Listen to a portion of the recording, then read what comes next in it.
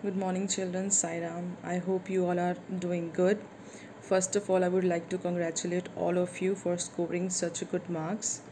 And the students who could not make it this time, they can definitely try their very best in 11th and 12th standard.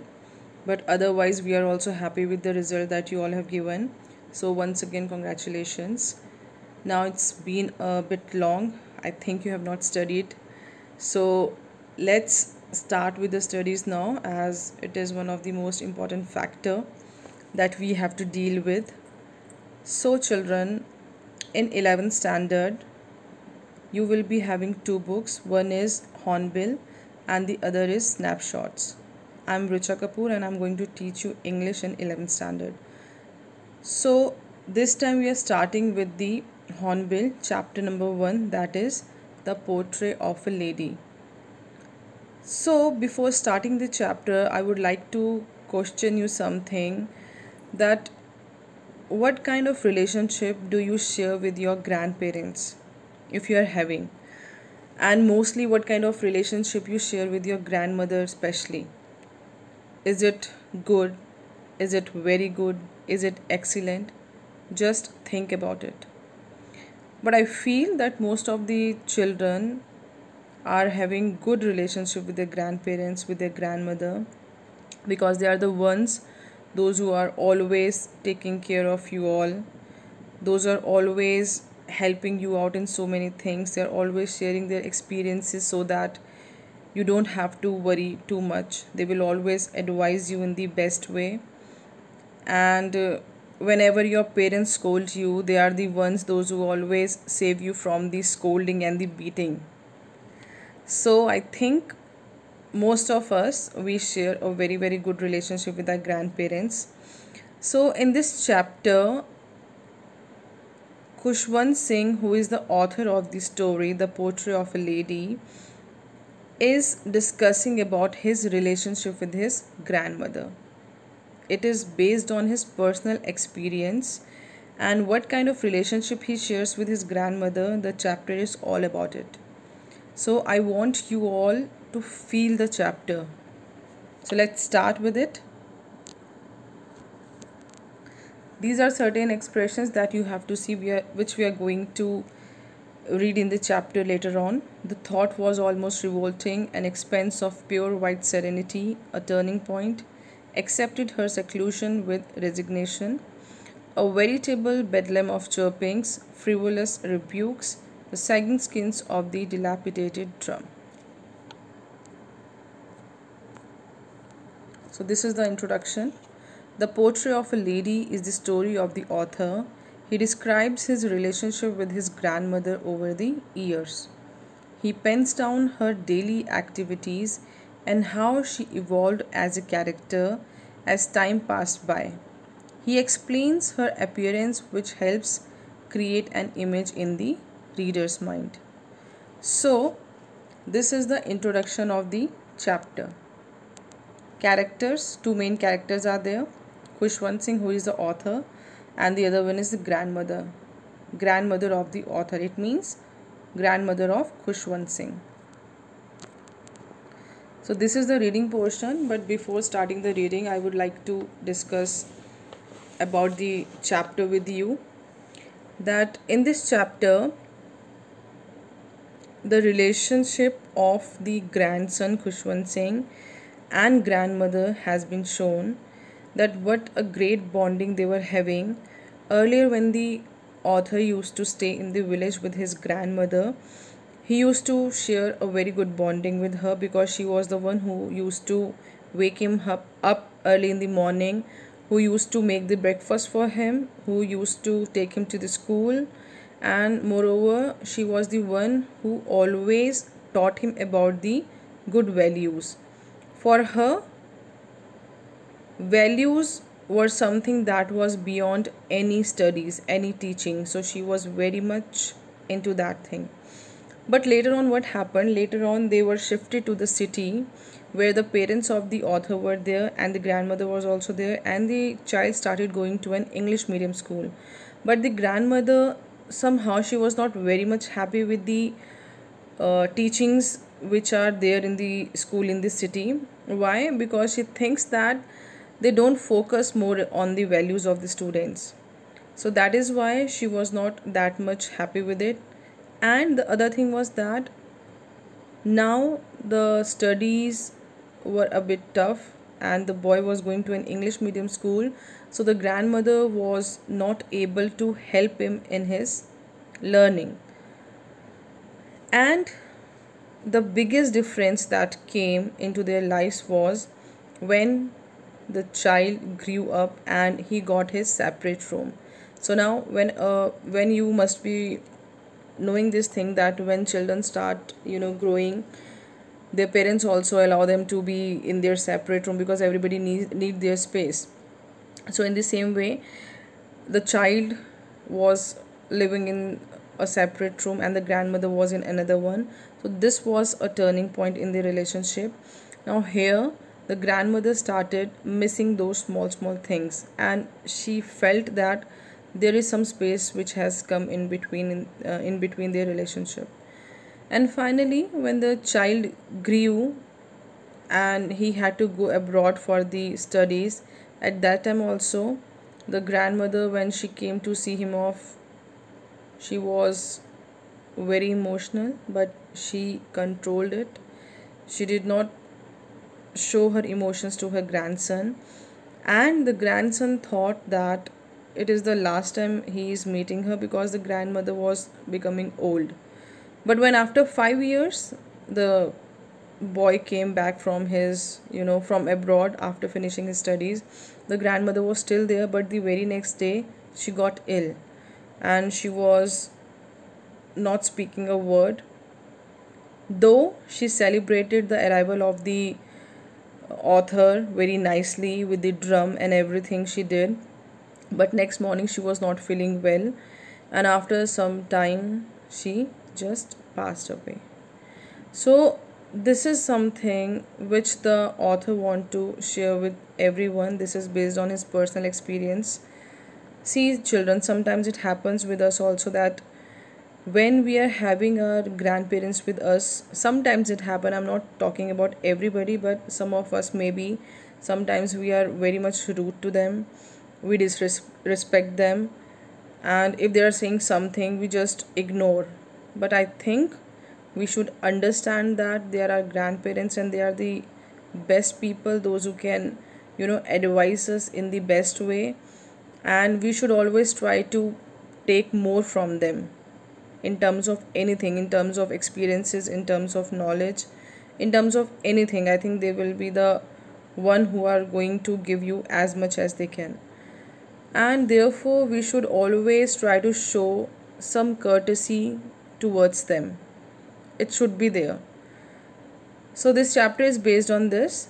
So now let's again see the summary and then we'll move on to the reading portion. So the Portrait of a Lady is a real story of the writer's grandmother. The name of the writer is Khushwant Singh. His grandmother was an old lady. The writer tells us the story of his childhood that he had spent with his grandmother. The summary will tell you about the beautiful relationship that the writer had with his grandmother. The writer recalls his grandmother as short, healthy, and slightly bent. Her hair were silver in color and were scattered messily on her wrinkled face.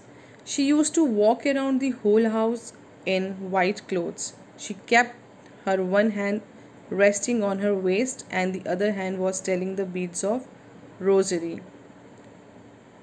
The writer thinks of her as not very pretty but constantly beautiful all the time. He compares her calm face with the winter landscape. During their lengthy stay in the village, grandmother woke him up from the bed in the early morning, plastered his wooden slate, organized his breakfast and sent him to the school. On their way back to the home, she used to give the stale chapatis to the street dogs. A turning point in their beautiful relationship arrived when they went to live in a city. Now, The writer used to go to the city school on a school bus and studied subjects like English, physics, mathematics, and many more subjects, those his grandmother could not understand at all. His grandmother could no longer go to school with him to send him. She felt upset that there was no teaching about God and scriptures at the city school. Instead, he was given music lessons, but she said nothing. When the writer went to a university, he got a separate room in his house.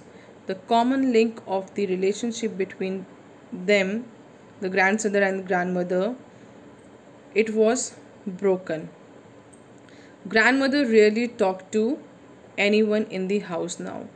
She spent plenty of her time sitting beside her spinning wheel and reciting prayers of God. She started feeding the birds in the afternoon. So, like this, she started passing her time because the child was having his personal room, and now they were not together.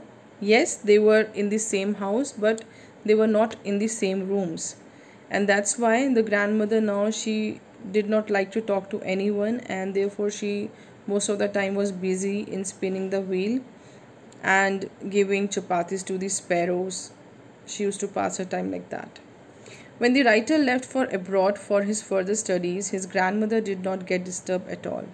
Rather, she saw him off at the airport. Seeing his grandmother at this old age, the writer was thinking that it might be his last meeting with his grandmother. But when he came back home after a duration of 5 years, his grandmother was there to welcome him back, and he saw her celebrate his return. The next morning, after the return of her grandson, she got ill. Although the doctor told that it was a slight fever and would go away very soon, still she could foresee that her time to leave has come. She did not want to waste her time talking to someone. She went to her bed praying and telling the beads till her lips stopped moving. So, during her last time, her last hours, she was taking the name of the God. To grieve her death, thousands of sparrows flew in and sat dispersed around her body. The sparrows were also very close to her because she used to feed them. That's why when she died, all the sparrows came and they just surrounded the dead body of the grandmother. All the sparrows flew away without making any noise when the dead body of the old lady was carried away for the last rites. So this is the summary of the chapter. Now let's see the reading. My grandmother, like everybody's grandmother, was an old woman. She had been old and wrinkled for the 20 years that I had known her. People said that she had once been young and pretty and had even had a husband, but that was hard to believe. My grandfather's portrait hung above the mantelpiece in the drawing room. He wore a big turban and loose-fitting clothes. His long white beard covered the best part of his chest, and he looked at least 100 years old. He did not look the sort of person who would have a wife or children. He looked as if he could only have lots and lots of grandchildren. Why the poet is saying like that? Because his grandfather was looking very, very old in the picture that was hung above the mantelpiece. As for my grandmother being young and pretty, the thought was almost revolting. She often told us of the games she used to play as a child. That seemed quite absurd and undignified on her part, and we treated it like the fables of the prophets she used to tell us. She had always been short and fat and slightly bent. Her face was a crisscross of wrinkles running from everywhere to everywhere. No, we were certain she had always been as we had known her. Old, so terribly old that she could not have grown older, and had stayed at the same age for 20 years. She could never have been pretty, but she was always beautiful. So this was the reading, and now there are two questions that you can see. The answers are also there, and the question answers that you have to start doing in your notebooks. For that I'm going to send it through PDF. I'll send it within, I think, 2-3 days. I'll send you. You can start doing the question answers in your notebooks now. So the first question is, mention the 3 phases of the author's relationship with his grandmother before he left the country to study abroad. And the second one is, mention 3 reasons why the author's grandmother was disturbed when he started going to the city school. So what is the first one? The 3 phases of the author's relationship with his grandmother before he left the country to study abroad. What were the 3 phases? You have to see that. And the other is that you have to give the reasons that why the grandmother was disturbed when he started going to the city school. The answers are also there, but try to do it yourself. You can write the answers of these 2 questions in your rough notebooks, and then you can check it from here that whether you have written it correctly or not. So that's all in this chapter, children. If you're having any problem, any query, you can drop your idea, you can drop your query in the group. And this was just the one of the portion of reading which I have taken. Other than that, you have to go through the complete chapter, read it thoroughly. I hope after reading you will not be having any problem. The summary of the chapter I have given you already, and just go through the chapter thoroughly, try to understand it, and moreover I would request you all try to feel it. So that's all for today. Thank you so much. Sai Ram.